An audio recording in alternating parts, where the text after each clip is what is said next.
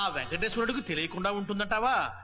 ఆయన సర్వాంతర్యామి, అంతా ఆయన లీల.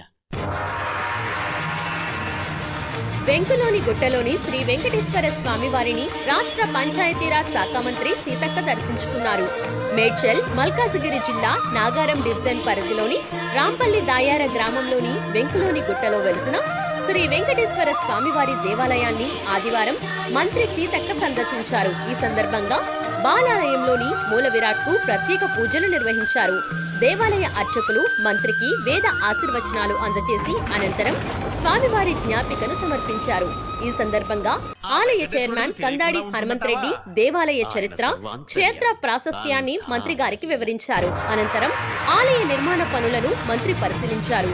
దేవాలయ అభివృద్ధికి తనవంతు సహకారం అందిస్తానని మంత్రి సీతక్క హామీ ఇచ్చారు. ఈ కార్యక్రమంలో ఆలయ కమిటీ సభ్యులు మరియు భక్తులు పాల్గొన్నారు. వెంకటేశ్వరుడికి తెలియకుండా ఉంటుందంటావా? ఆయన సర్వాంతర్యామి, అంతా ఆయన లీల.